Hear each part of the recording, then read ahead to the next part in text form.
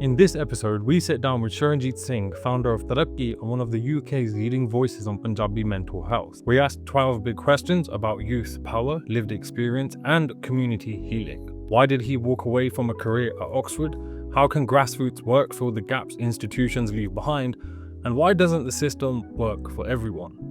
This conversation's about mental health, community, and making change from the ground up. I just want to say before I start, and I'll put my phone away before we need to do the next question, is thank you for taking the time out and actually joining today. I know that you've obviously had to travel down. The weather is horrible.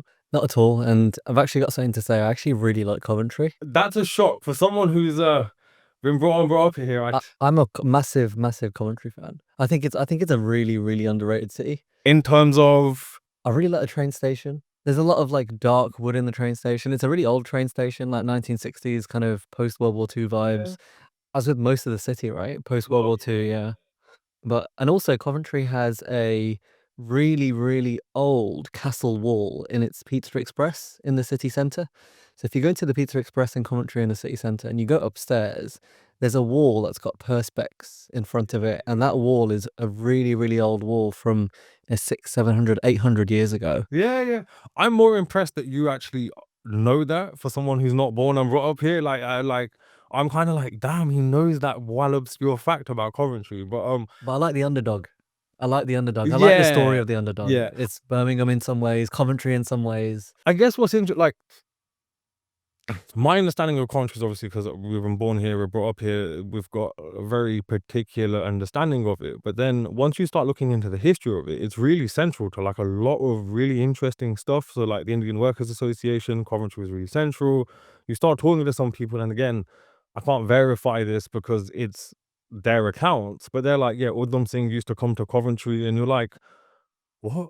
Absolutely. And that type of stuff. So I'm kind of like, I get it, but also I don't get it. You know what? And it's home to, I think, one of the newest cathedrals in the UK, right? Because Yeah, Coventry yeah. Cathedral was bombed during World War II. Yeah. And, they had to create that new space. And I've, come to a couple of good events there. And I feel like I'm back at school. I like Coventry, man. You know what? I'm here for the Midlands. I'm here for Brum. I'm here for Coventry. We're out here trying to make a name for them. No, fair.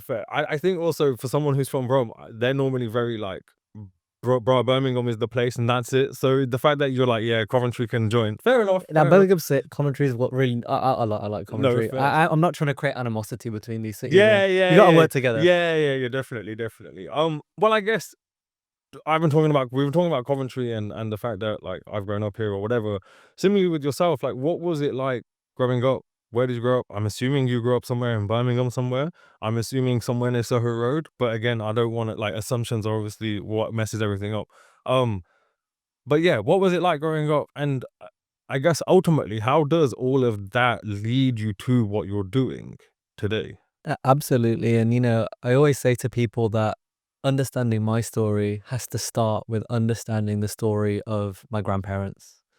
So my grandparents are the ones who moved over to the UK from our small bins outside of Jalandhar. Nice. And these guys settled in the Midlands. What years are we talking? Like we're 50s? We're talking like mid-60s, late 60s. Oh, okay. Yeah, mid-60s, late 60s. So it's still kind of like post World War II, like that type of period. Post World War II, rural to urban migration. Grandma, my Bibi grew up kind of tilling the land with her father and her mum, who also moved over. But then obviously everyone moved over and got involved in manual work, factory work, foundry work, which was in abundance in the West Midlands. So my Bibi side especially, they moved over to the Midlands. They're in Smethwick for a bit at the start, but then they settled in Handsworth. Fair. They settled, and that's their moving is all related to jobs then, I'm guessing, or is it because of like work? Like what is it that's the main driving force? I think my guess is that there was someone kind of higher up in the family who was saying, you want to move to Birmingham, you want to come here, there are jobs going, there's opportunities fair. So they came down and they knew other folks from the area, from Jalandhar and kind of neighboring cities and areas were also moving there as well. And so they came down and just cracked on with work. Yeah. And for me, the most important thing was for my Bibi, when she moved down, my Baba passed away when my Bibi was pregnant with my dad. Wow, okay. And so my Bibi was there with her 4 kids as a single mum. Yeah. In the 70s, in the early 80s.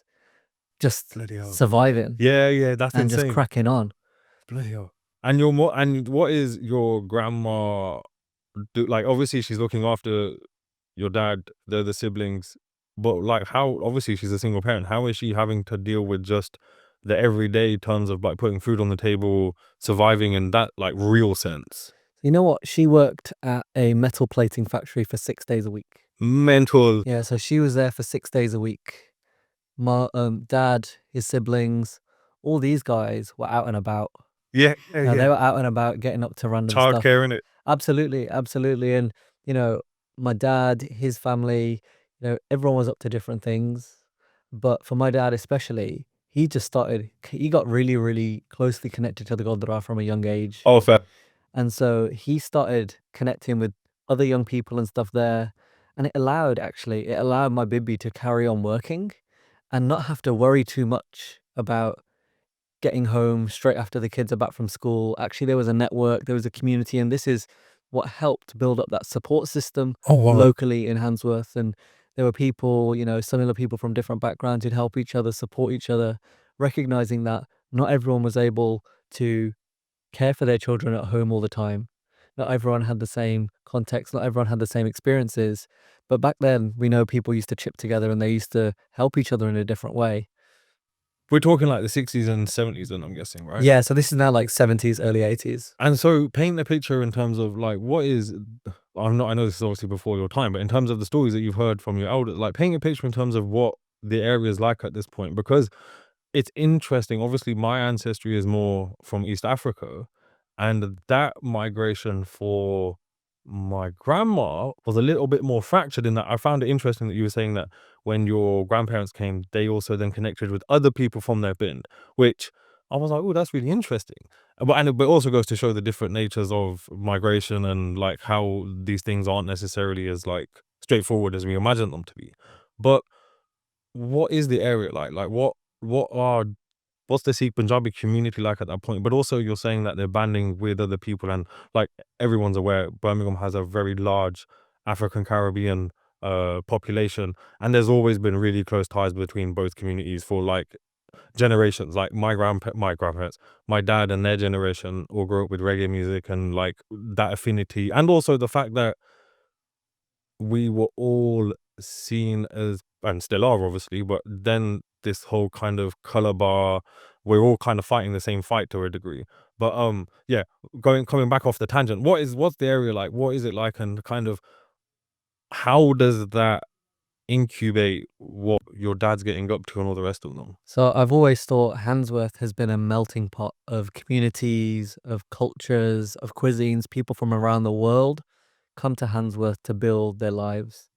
And in the 70s and 80s, especially, there was a lot of migration from Punjab and then also from the Caribbean.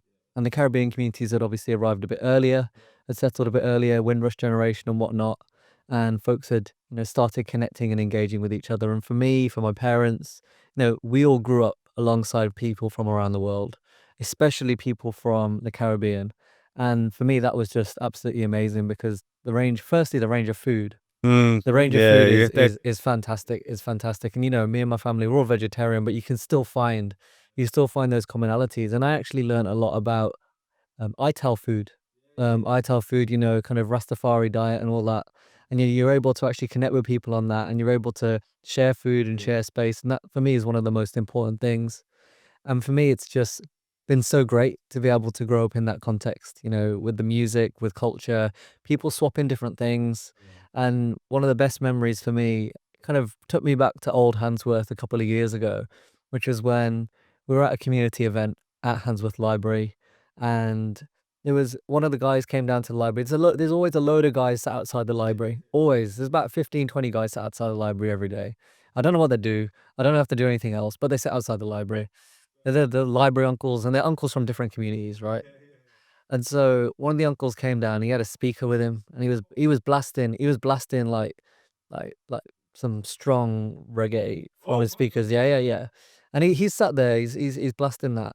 And at this event, I'm giving out tea. So I've got my jar, and I go, oh, Uncle, do you want some jar? And he goes, oh no, I'm good. And he comes back. He goes, oh, can I have some tea? I was like, yeah, that's fine, man, that's fine. I gave him the tea. And I was like, can I play a song on your speakers? And he looks at me like, nah. And I was like, okay, that's How fine. dare you ask? I was like, okay, that's fine. All right, that's Yeah. fine. Do your thing, go back. Then about 10 minutes later, he goes, yeah, that tea was really nice. I was like, no, thanks. He goes, what song do you want to play? Oh, bless. And so I got one of my boys who was there. I go, pick a song for him to play. And he picked one of the like Sidhu and Burna Boy tracks that had just come out at that point.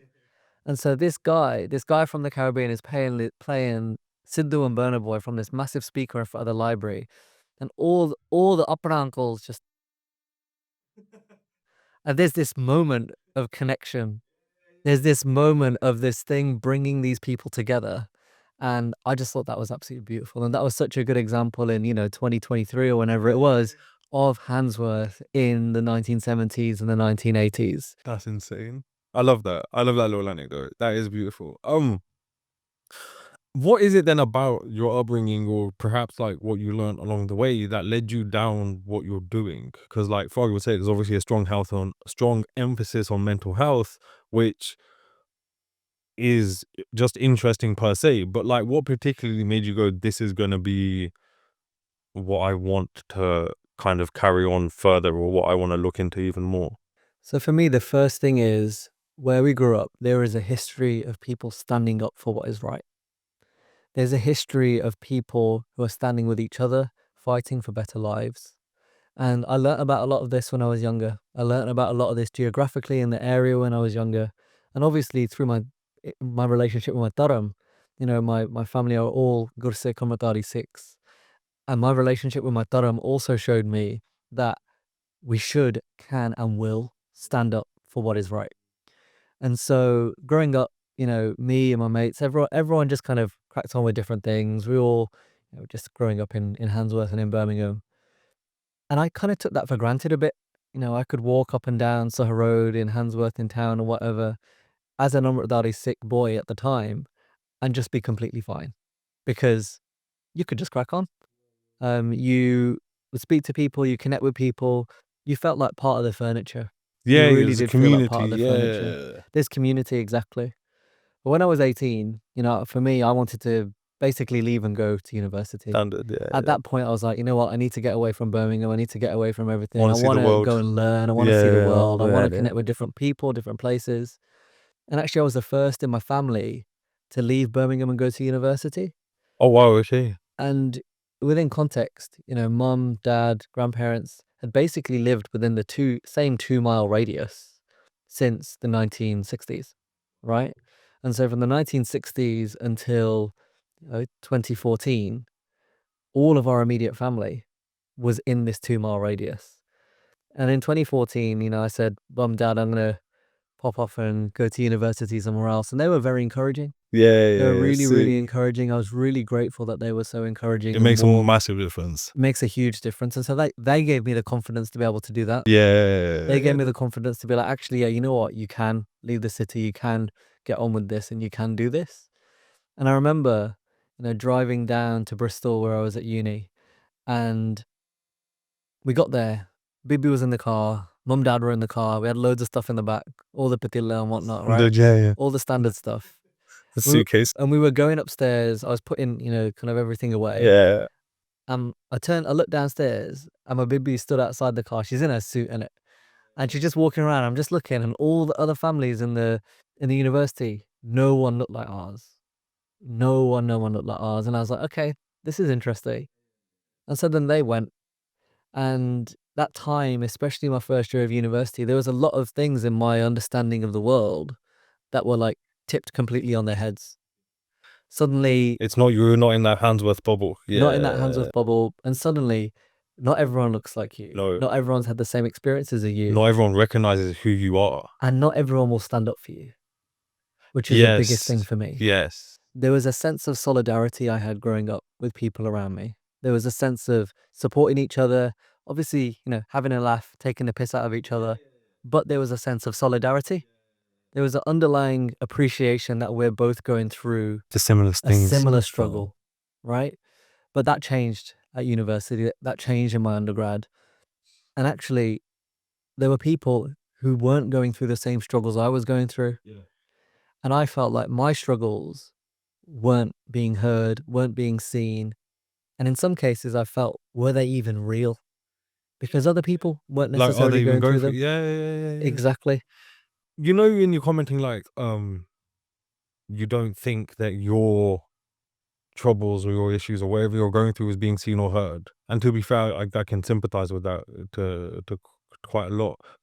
What do you think is heard then the most? Like, what do you think is kind of that takes up most of the space? And then secondly, why do you think there is a particular focus on that, whatever it might be, rather than, say, a more comprehensive or cohesive look at things?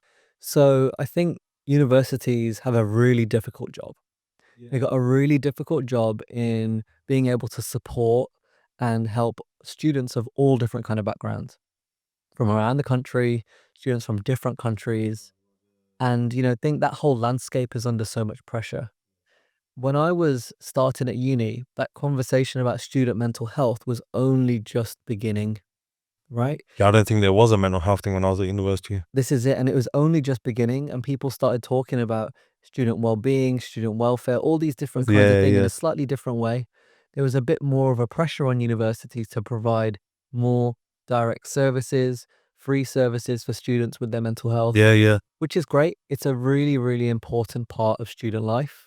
But the trouble is, when a university or any kind of support system, educational institution, or whatever tries to provide help for everyone, there's always going to be people who fall between the cracks. Yeah, yeah. They're looking for an average rather than They're like looking for the an whole. average. Yeah, Exactly. yeah. They're not looking at the whole range. No, They're looking for an average to ensure that your average student gets is picked. able to get the help that they need. Yeah, Yeah. and we're not the average. And in that context, we weren't the average. And in that We're context, we never weren't the the average. average. And so what ended up happening is, I fell between the cracks there. Yeah. Because the services that were on offer weren't really things that resonated with me. Mm. The services that were on offer weren't really delivered in the way that, I felt Yeah. connected to. Nor did they understand like the context that you may be coming from, I guess. Yeah. Exactly. And so for me, I felt alone Yeah. in trying to support myself. And I know that mom and dad back at home would have been so supportive and would have helped as much as they could. But I didn't want them to worry. Yeah. I've got 3 other siblings all at home. Another one was going to uni the year after me. Another one was going to uni the year after her.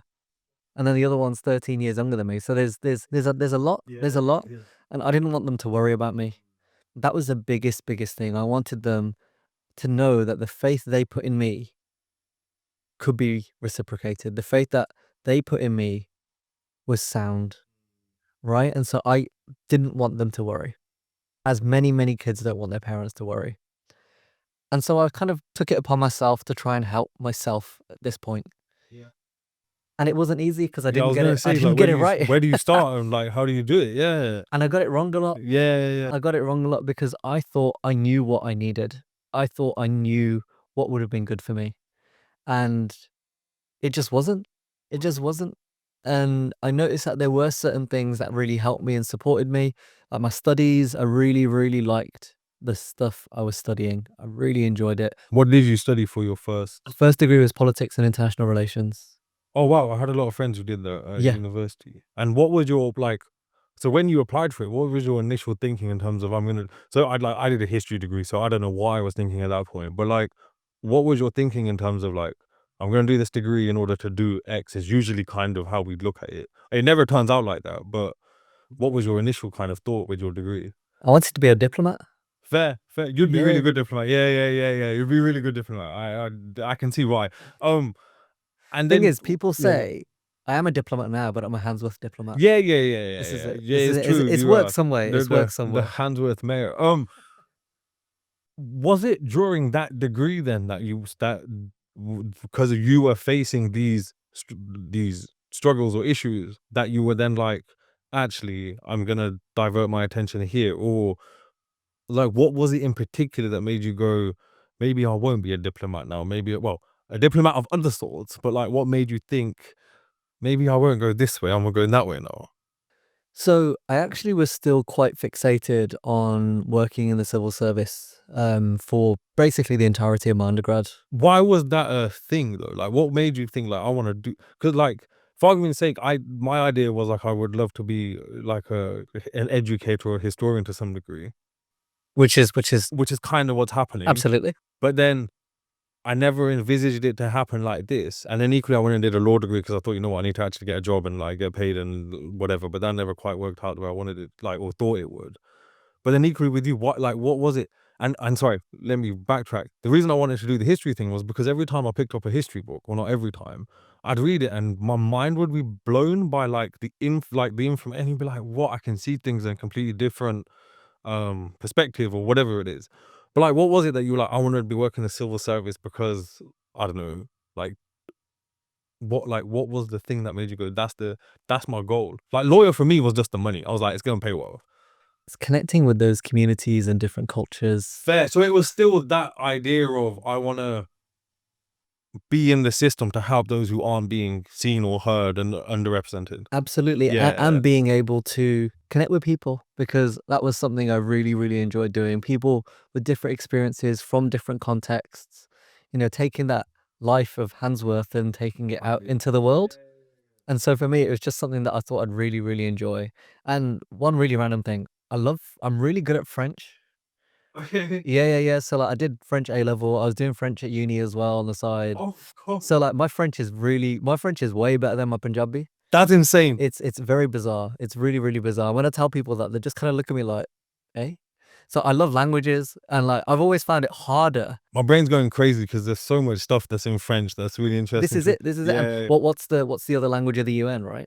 It's English and French. And so why is it French of all languages? you know what? I actually have no idea. It must have been something like post World War II when the girl of the UN. Because actually, the francophone world is huge. Yes, they have islands like everywhere. Exactly. Yeah, and there's a lot of French speakers, ex-French colonies who still speak French as their primary Quebec language. and all of those random places. Quebec, it's Canada. It's meant to kind of be equal to English as a second language. Lots of West African countries, French is the first language. Yeah, like it's wild. It's wild. There's a lot there. And once you know French, which is obviously a Romance language, you can pick up Spanish, Italian, even like Romanian a bit more effectively, because they're very similar grammatically, and in terms of words, they're also quite similar. So I was just sidetracked, but I was really into French and stuff as well. So I enjoyed this kind of immersion, and I enjoyed just kind of picking these things up about different people, different places, different contexts. And so I was like, you know what, I want to do this in the context of the Foreign Office. It'd be really cool. Let's see how this works. And when I was in undergrad, I was, getting different bits of work experience, doing bits of research work. I worked at the civil service for a few months for an internship, all these different kinds of things. And I was still lining myself up to be able to do this work in the civil service.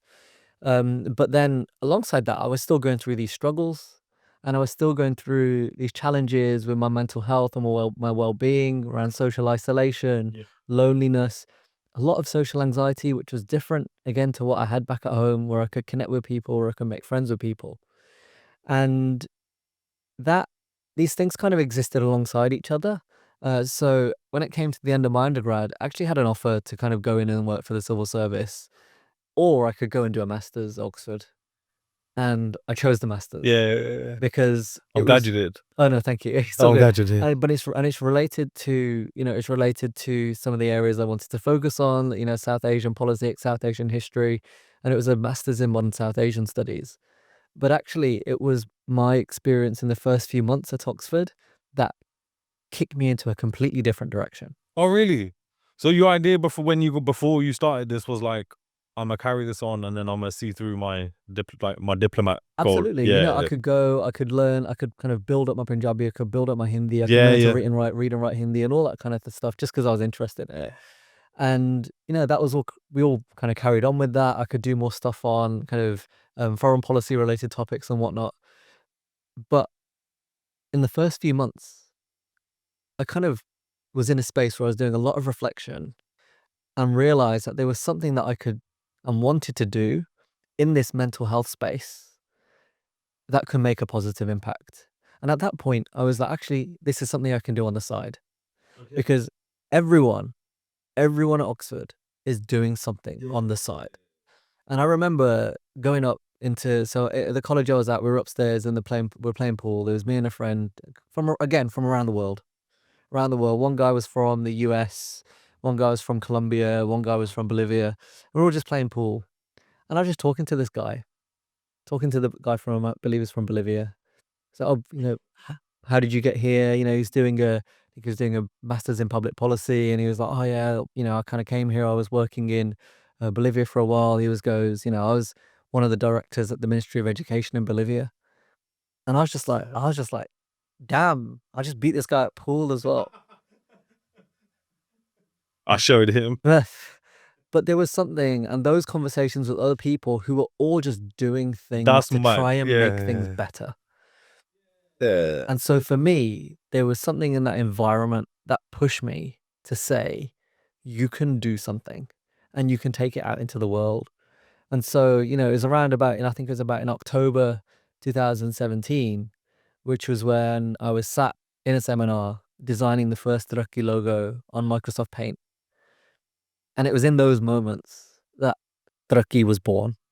And the idea at this point is what is the vision to do with it? Like, as in, because I'm sure it's also changed over time and fine-tuned and evolved, and like you've added bits and maybe taken things apart. But at that point, what is your vision? Like, what is kind of your goal with creating this entity? The goal was to try and promote positive change in Punjabi mental health. And that first drop in the ocean that we had with Taraki at that point was about Punjabi men's mental health awareness. And people often say to me, why the word Taraki? What does Taraki mean? And I always say Taraki is a part of the verb to progress. Jo Taraki karde hai, it's something we move forward, we advance. And it was actually my mom who came up with Taraki as the name for the organization. And, I always shout mom out for that. Standard, man. And then when I shout mom out, dad says you never shout me out. So, you got to balance Like, it out a Dad, bit. play something, innit? Yeah, what that's are you it. gonna say, man? That's it. I'm shouting out the IP holder, innit? Like, what do you want me to do? So, you know what? It was fascinating in that point because we wanted to just do a bit of work on Punjabi men's mental health. And I guess men's, because obviously you're male and all the rest of it. But was the idea at this point just that it wasn't to evolve it any further, wasn't to any more, just kind of men's Punjabi, that's the place we're going? It was just to put something out into the world Yeah. around Punjabi men's mental health because I recognized when I was going through my struggles, I was really lucky to get the help and support I did from my housemates. But I realized that there were loads of people within our communities, particularly men, who were going through similar challenges, but they weren't able to get the help that they needed. And so this was just a calling into the world to see if there was a response or an interest or an engagement in Punjabi men's mental health discussion. Because at that time as well, there was a lot of stuff happening in the media around men dying by suicide, the proportions of men dying by suicide being disproportionate, and there being a really important discussion in this space. But I also noticed that a lot of the men talking about mental health at that point were not men who were connected to our communities. And so you had maybe your Stephen Fry's, your Russell Brands, your Jeremy, what's his, the Top Gear dude. Yeah, Jeremy Clarkson's. They were all kind of talking a bit about mental health. But what was them talking about mental health going to do for the men in my family? There was a risk there. The risk was, and again, as I saw the risk at university with the services, the advocacy, the comms is all done for the average person. Yeah. And actually others will fall between the cracks. And so we wanted to do something which would help those who would fall between the cracks. And we focused on Punjabi men because my lived experience as a Punjabi man who'd experienced mental health challenges and got support, for me, that just made sense. I wasn't trying to speak on behalf of Anyone everybody else. Yes. Yeah. I was just focusing on a few people, a few areas of importance, and we just cracked on from there. And what was the initial response like? I mean, how did you kind of launch it in order to get the response, I guess, in the first place? So the first project we ever did was sharing testimonials of Punjabi men around their issues and experiences with mental health challenges. And all I did, I remember bringing up this PowerPoint document and I just put my own story out there, put a picture of me, write a little bit of a paragraph, Shuranjeet, 20 whatever, student. And I just put it on socials. That's it. I just put it on our socials and it said, if you want to share your story, get in touch with probably at that point some Gmail address. Yeah. As it is with As everyone. always, yeah. So we And so- start, man. And then what was the response then? What was it? And so there was a really interesting response in terms of people supporting someone speaking up at that point. Yeah. Because again, they'd seen these conversations taking place in the media, and this just happened at that sweet spot Yeah. where people were talking about a topic, there was a gap, and someone talked about the gap. Yeah. And so that brought, that had a bit of traction. We moved forward a bit with that. People would send me some of their testimonials. Again, at first it was really slow. Yeah. It was 1 or 2 people sending me out. I still remember the first person who sent me their testimonial. I got to shout out Aaron Kapoor, right? He's Oh, I think I know who you're on about. Yeah. creative from He's- Wolverhampton. Yeah. Aaron was the first person who sent me their testimonial. Oh, bless. And I remember Aaron being really supportive at the start of that, and always since then has been incredibly supportive. But he was the first person who got in touch and said, I've experienced difficulties myself. I want to share this on the platform as well. Oh. And so slowly, Punjabi men of different backgrounds, different appearances, different experiences, started getting a bit more confidence to just share a bit about their experience. And it's not sharing loads, it's just sharing bits, small bits that people are comfortable with. But importantly, this showed people that it was okay to not be okay. Because at the start, it took a while. Yeah. It took a while. People were positively talking about Taraki. They were saying, oh, this is a great initiative, this is a great project. But that doesn't always translate to people sharing and wanting to share Yes. their And experiences getting and mental health involved. challenges. Yeah. But when they see that there are people like them, who look like them, who've had similar experiences to them, whose names might be similar to them, Yeah. this supports people to feel confident, to feel ready to share their experiences. And so, to date, we've had about 100 Punjabi men share their experiences and mental health challenges. And that was only in the first couple of years at Taraki. And, I've got all of those sat on a drive, and there's something we need to do, something more we need to do with them, which I'm, trying to think about with the team. But that was really the first push, the first thing that we tried to do in the world to try and make a positive difference. Well, from then it's been like 7 years or something, and I guess that's a hell of a lot of time to kind of cover. But how has it evolved since then, and what has been, I guess, some of the biggest development? Because obviously now I'm seeing it 7 years in, and that's going to be a lot different than when you first started. And like, how was that journey for you? Because obviously you're learning along the way, figuring things out, and all the rest of kind of what comes with that. And going back to what we were talking about before, I just thought I'd be in a civil service job. I thought I'd be able to kind of go out, meet people, connect and that kind of stuff, and learn about different people, different places. I didn't know that most of the learning I'd be doing was about our own communities. So sorry, going back just a quick one. So you released Taraki whilst you're doing your Masters. masters, My first masters, yeah. and then you go on and do your doctorate. So I was doing my undergrad. Went to do the masters. Yeah. Then whilst I was there, there was a really good opportunity to get a scholarship to go and fund and study in Canada. Yeah. And I wanted to study something related to health, because at that point I knew that I wanted to step into the mental health, community healthcare space, but I didn't have any academic backing. Like I didn't necessarily have a degree in that area. Yeah. I didn't necessarily have You're not like an expert, like classed. exactly, Yeah. exactly. And that we know that studying in particular context brings you, legitimacy in some areas, that kind of stuff. But I wanted to learn more. I wanted to learn from experts. So I was really fortunate to get that scholarship provided by the kind of Canadian Rhodes Scholars Foundation to go to the University of Toronto, where I did a master's in health policy management and evaluation. Sick. So that was completely different. Yeah. I'm sat there That's writing mad. essays, right? I'm writing Yeah. essays about, I don't know, like the relationship between the independence of Sri Lanka and the independence of Pakistan, and the Bangladesh Liberation War or something like that. Yeah, that's what the stuff I'm used to writing about. But now suddenly I'm in a room with clinicians, with scientists and all these kinds of things, and I'm talking to them about what they're doing, and it's a completely different angle. So I get to learn about how to apply my skills in a different area, and they get to learn about how someone who comes from the background of political social sciences approaches topics like health policy, management, and evaluation and whatnot. So that was a big shake up. But it was a really important time in Toronto because it allowed me to basically, almost in a way, go into samadhi and just like work on Taraki, right? You're in your own space. That's it, in my own Yeah. space, on my own abroad, feeling Nice. a lot more confident in being on my own, being able to support myself, Yeah. and just being able to work on what I need to work on. And how long are you in Toronto for? I ended up being there for 2 years. So it was a Nice. 2-year master's. Nice. But that was kind of cut in between with COVID. So I was there from, was COVID February 2020 or February 2019?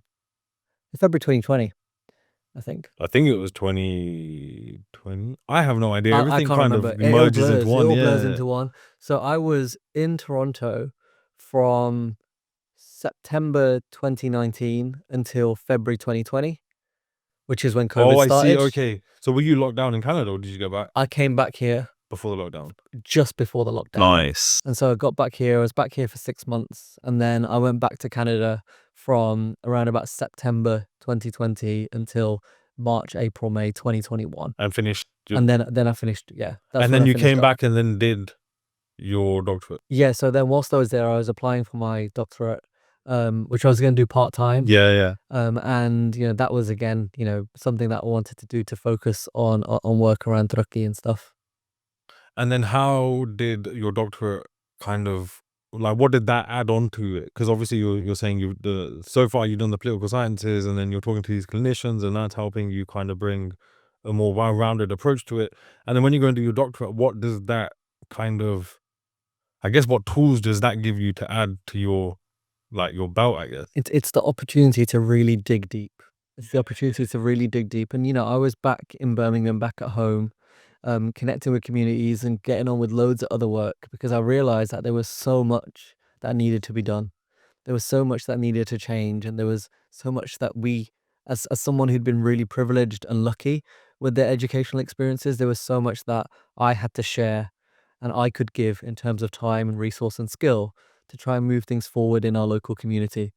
And so a lot of my focus was then essentially split between my mental health research work, my doctorate, Taraki, and then community work. So they were the four, as well as family, faith, all these different kinds of things. Yeah, exactly. So I was kind of split across all these different kinds of things. And actually, you know what? 3 weeks ago, I realized I'm going to drop the doctorate. You don't want to do it? I've dropped You don't it. want to finish it? I've Really? dropped it. Oh, wow. And your parents must have been You know what? They were like, supportive? do what you need to do. Fair. Why do you want to drop it considering you've gotten so far? Because there's so much other stuff, That's more immediate important. short-term stuff that needs my time at the moment. And I will do my doctorate at some point in my life. Oh, fair. Okay. Absolutely. I You're know. not saying no then. Exactly. I'm not Yeah, saying you're no. just I'm like, saying pause. at the moment, you know Yeah. what? There are more things that need my time. And looking and connecting with those communities I was born and raised with Is more important. is more important at Yeah. the moment. No, fair. I respect that decision. Don't think anyone could argue with that. And the work that we're able to do on the ground is a better use of my time at the moment. And I spoke about that with my supervisors, and they were like, "Look, you do loads of fantastic work. When someone does a doctorate, they need to be able to put 100% of their effort into it." And I said, "You know what? And I can't at the moment because there's so much stuff, and I don't want to be one of those people who forgets about the roots, forgets about where they've come from after they've had a few good opportunities, but actually I need to go and throw myself back into it." And so at that point I was like, this needs to go on pause, not for the moment. There's a lot of other stuff that needs to be needs to be done. So we need to crack on with that. The traditional Punjabi in me is going mental and is like, Jesus Christ, he's throwing away his doctorate. I know. This is actually the first time I've spoken about that. That is fresh off the press. That's insane. I'm privileged and I'm obviously very thankful that you shared it with me because that obviously means a lot. But no, I think that makes absolute sense. Like, as in, and I get what you're saying. It's kind of like, to give an analogy, it's kind of like you make it out and then you forget where you've come from and then you leave everyone behind and actually saying, I'm cool, let me go back and help everyone first. And then once I've come to some conclusion with that and I've got more time, then I can go back to it and finish it off. Fair, I guess that's fair. I do know someone who spent 7 years before they finished their doctorate. So like, I guess these things do take like absolutely forever. So when did you finish all of your? Oh no, so you've not. You did. So what has been happening then with the other areas you were talking about? So there's Taraki, there's obviously community work, there's your mental health research. What is what has been happening since then, like COVID, I guess, and especially with because Taraki's really grown. Because I guess I first came across it during COVID and when everyone's in front of their computers for just like forever. Um, and then equally, I have to ask, like you referenced earlier, there was like Jeremy Clarkson and all these dudes. And I have to admit, and this may be because my timeline's not curated in the same way, but I've never come across them or never actually paid attention to them talking about mental health. That's the point. But I have heard people like Andrew Tate and then that type of like what do they call it? Like red pill or wherever these like weird kind of for 4chan like names they give it. So I guess two things actually with the question is how has Taraki evolved and grown since COVID? But equally, how have you guys then had to deal with that kind of like social media? It's not. The manosphere. Yeah. That's the word. Yeah, I was trying to figure out like how do I like create this question? But no, yeah. How do you deal with that? And then I guess you also have to consider like, do you guys even consider that when you're like, as in like, how does that work? Yeah. So during COVID, we were in a really fortunate position where, Taraki, all of our team work remotely. So we're not having to transition to remote working. It's something that we already do. Strategically, as an organization, we were able to pivot really quickly because we recognized there was stuff that was needed during COVID. So we had to suspend some of the stuff that we were already doing to be able to focus on what was needed and what had to be done. So, for example, during COVID, we've done what I believe is the only bit of research on Punjabi communities' mental health and COVID-19, which understood what was hard for people, what was difficult for people, what was helping people, what was supporting people, and what do people want to see moving forwards. Okay. So we were able to do that. And what that showed us was that there were particular parts of our communities who were experiencing heightened distress from COVID. Two parts of our communities that stuck out to us. Number one is Punjabi students, yeah, both domestic and international, who Who come from Punjab, the both international. coming from Punjab and domestic Punjabi students who were going through particular issues and challenges. They were the ones who were reporting the highest changes in their mental health in our research. When you say domestic Punjabi, like, So Punjabi students from the UK, but diaspora students. oh, I see what you mean. Okay. Yeah, So it wouldn't count me, would it? Yeah. Oh, okay, I see. Sorry, Okay, so okay. Punjabi, so students in the Oh, fine. British I see. students of Punjabi British heritage. yeah, Yeah, sorry, British sorry. Punjabi students. Yeah, sorry. My brain was going like, what? What did that mean? No, I know what you mean though. Yeah, sorry. No, that's just more my labeling. Yeah, go on. Sorry. It's all good. So there were the two groups that needed a distinct amount of support. First was that students group, and second was LGBTQ plus Punjabi folks. So in our research, we recognized that these were two particularly at-risk parts of our communities. And so, for example, we were able to organize, we were able to work with national charities to do peer support work for Punjabi students, which we evaluated and did kind of further research on. We were able to work alongside Punjabi LGBTQ plus folks to develop the right support systems for these communities, led by people from Punjabi LGBTQ plus communities, and we were able to bring in the right resource to make that happen. So in a way, over COVID, we were able to respond rapidly. We were able to work in an agile way, and actually we're able to grow as an organization. We grew, and actually the opportunities we had grew as well. And so we were very fortunate in that sense that we were able to bring together the right team who could work in the right way, who could drive forward this agenda of change within Punjabi mental health. And is their approach very much like by putting out what you guys are doing, that in itself kind of deals with this manosphere issue because you're actually providing just better tools and actually they're more accurate and concise, like as in it's actually a far more tailored, sympathetic kind of wholesome approach to it rather than. So we know in the social media age, in the contemporary news cycle age, things thrive off attention. Yes. And sometimes the one thing that people want is for you to reference what they're doing, whether good or whether bad, because it's therefore kept alive in people's minds, in people's frame of reference, in people's lives. So when it comes to the kind of manosphere content, Yes. right, which is essentially looking and taking advantage of many disaffected and disenfranchised young men and older men who feel as though the world has not given them what they wanted and what they needed because of a variety of different challenges and issues. And lots of these folks, in different ways, have had their own difficult experiences and have actually sometimes been failed by our existing systems, which have meant that they've been vulnerable to being brought into a movement that champions very toxic and very, I would say, traditionalist approaches to masculinity as a way to give men an idea of themselves. And so in our work, when we do our work, particularly with Punjabi men's peer support, we don't reference these people. But what we do is provide alternative tools. And we try to ensure that our tools are rooted in empathy, in compassion, and our tools give people the confidence to be able to be whatever they want to be in themselves. And it means that they don't have to think, this is the type of man you have to be. Yes. That's the type of man that you have to be. Actually, the work that we do with men tries to support men to be comfortable in who they are and be comfortable in who other men are as well. Yeah. Because what we don't want to We're do not is all a flip it the other way. stereotype. Yeah. We're not Because all the same and all the rest of it. Yes. historically, we've seen, men who have a particular approach to mental health talk down at men who talk openly about mental health. And actually, what I don't want to happen is the flip, where men who talk openly about mental health I'm talking talk down at men who don't talk about mental health. Yeah. For me, it's about men appreciating the decisions and the choices of other men, but not trying to kind of project. Yeah. Not forcing anyone who doesn't want to kind of get involved, Exactly. or vice versa or anything.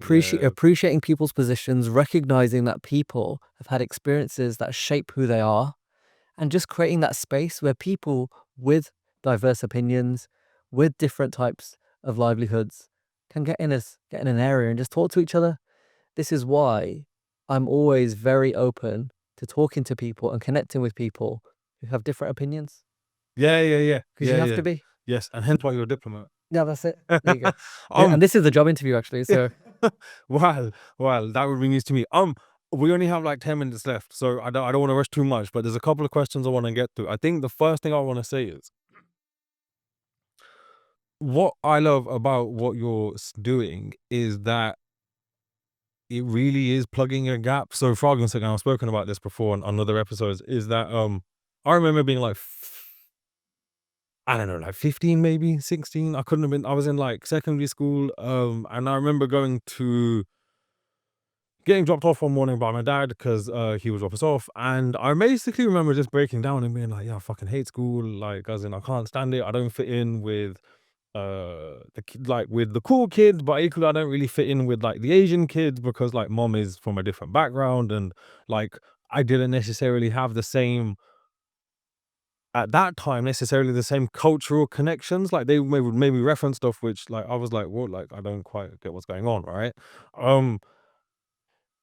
And basically I remember breaking it down, and I still to this day can't actually remember what it is that dad said, but he kind of helped put me back together. And it obviously wasn't just an overnight thing. Like it took weeks and months, and I'm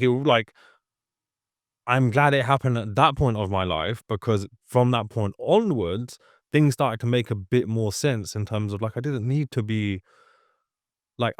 hold who I am according to someone else's yardstick, and that comfortability in just being who you are. And I know it's something that doesn't happen overnight, and you're constantly trying to learn and unlearn certain things.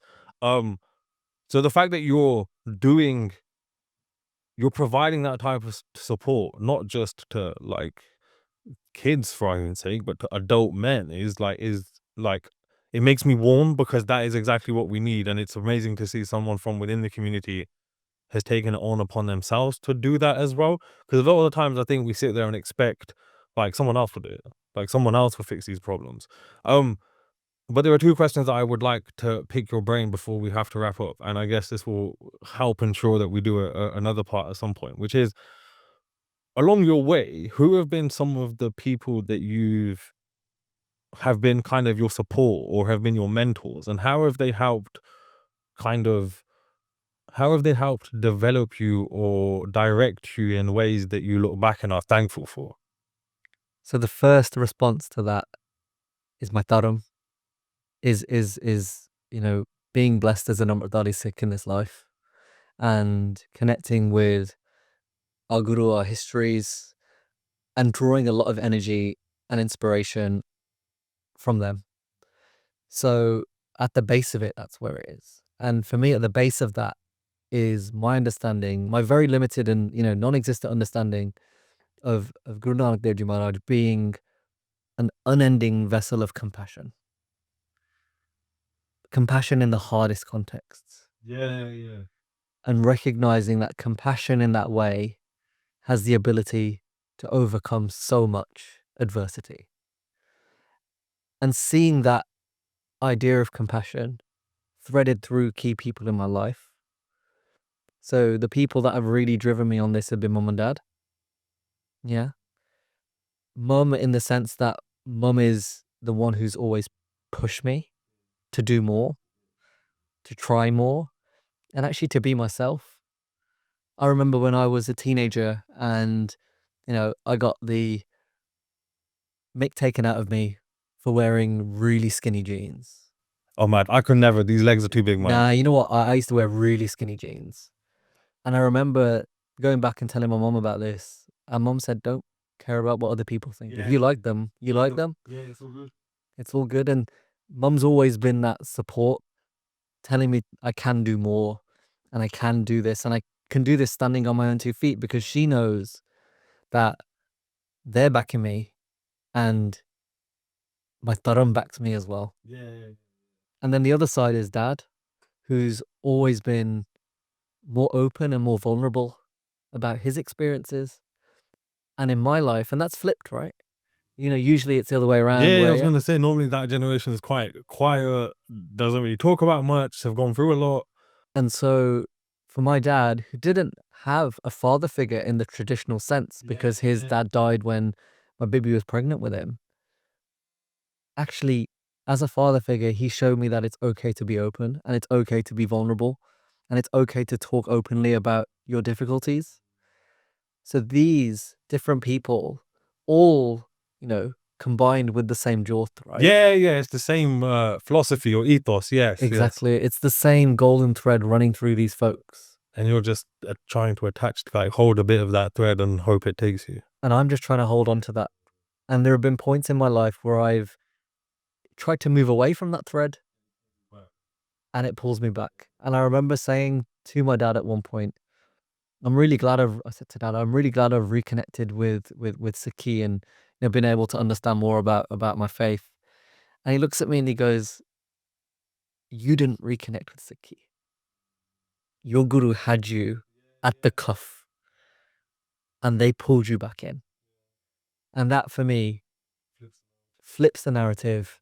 And look, all I'm trying to be is a vessel, as many of us are, to try and make positive change for those who often can't stand up for themselves and those who just want to live a life in which they can contribute, they can engage, and they can try and make the world a better place.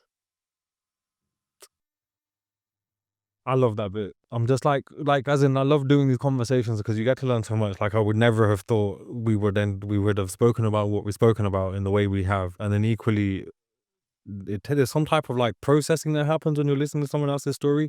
And that is definitely it's inspiring because I'm like, damn, I need to be doing more, man. like as in, but equally it's also inspiring because you're like, it all is so required, it's needed, you're providing it at a very high level. Like we work in health as well, and like last week I had to do a CQC registered manager interview. Like as in just the amount of bureaucracy around health and mental health and stuff like that, just for you to contend with, let alone even engage with, is impressive. So and also your answers, like as in I can't, like you expect some, like as in you expect there's always some connection to Sikhi, but the way you enunciate it is poetic to say the least. But one question I want to end with, and that's also because we have 5 minutes, because I could carry on talking for hours. Some of these podcasts are like 3 or 4 hours long. what is the future for Taraki? Like, what is your plan? Like, where do you envision taking it? And like, do you have a long-term goal? Do you see yourself always like Taraki being a thing? Or do you see yourself at some point, I don't know, like being like, you know what, I had enough of this. I'm gonna go travel now and like live in the caves for a few years. So like, I don't know. People have all sorts of like I would love to go. There's no caves in Handsworth, bro. So you don't ever want to leave Handsworth. Fair. But as I don't know, maybe you're like, you know what, one year I want to go and like, I don't know, go to like Nepal and meet like these like Buddhists who are in some different states of samadhi. Like that's just a random example. But what's the long-term goals? What's your vision for Taraki? And are there any kind of goals or anything you want to achieve with it that would kind of make you go, you know what, we're doing it, or we've done it, or like we've achieved whatever it might be?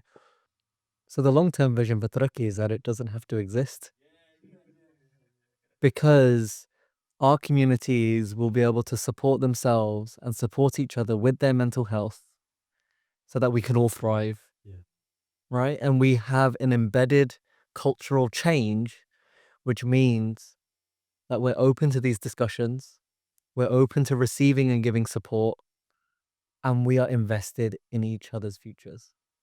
That's the long-term vision for Taraki. I know we're well off that, and it might not be achievable in my lifetime, but we are taking positive steps forward.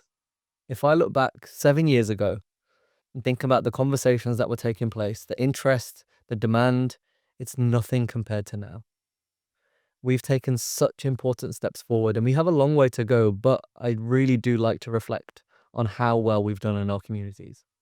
Got loads more work to do, but those sparks of change are bigger now Yes. than they were 7 years ago. Yeah. And one moment that reflected that for me is a few weeks ago, we had our first ever Punjabi Mental Health Summit.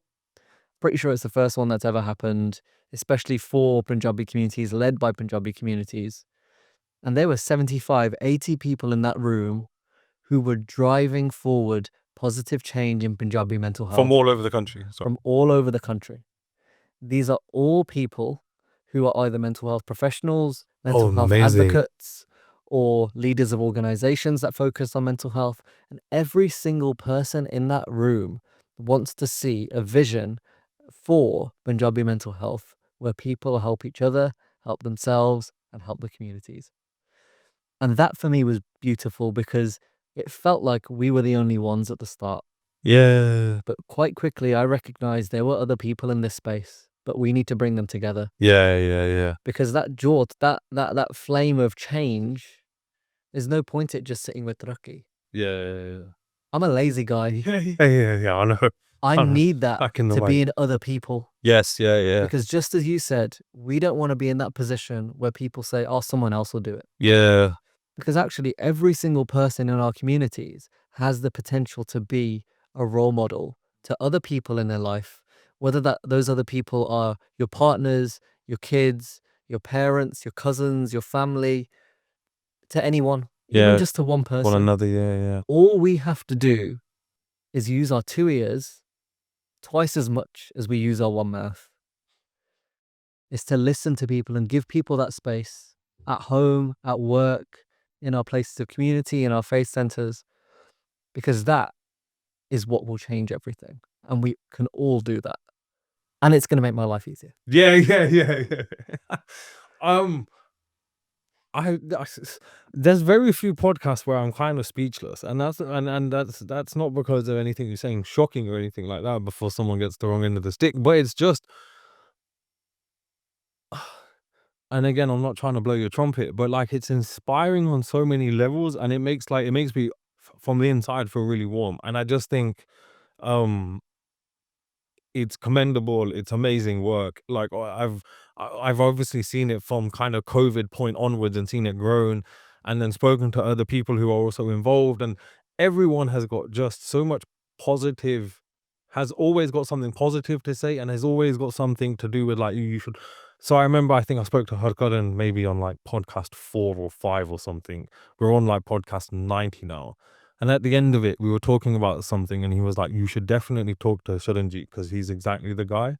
And again, getting the chance to now talk to you and find out more about your story has been inspiring to say the least. I think there's a hell of a lot more I want to talk to you about, but time doesn't allow for. So I will um definitely come back round probably in the new year, and we can do something again. But I just want to say thank you for your time. They're probably gonna kick us out in a minute, but I just want to say thank you. You give me a lot to think about for sure. Equally, I think there's a lot of scope, and I think the fact that you're now seeing it grow is really positive to see that actually people are like wanting to get involved, taking it seriously, and wanting to push it out there. So yeah, I can just say all the best of it for the future. Um, and if there's anything else that I can do, like obviously more than happy to help. And I appreciate you inviting me and sharing that space as well. And you saying there that you feel warm is the exact space and the exact type of conversation that we hope to have in our organization, focusing on positives, focusing on the challenges, but in a constructive way, Yeah. and ultimately trying to create a shared vision for a positive future. Yeah. And even what you're saying is making me think about how I should approach, like you're making me think about my own approach, and that in itself is quite rewarding because it's very rare that someone's put a mirror in front of you that reflects into those crevices, if that makes sense. So yeah, no, thank you.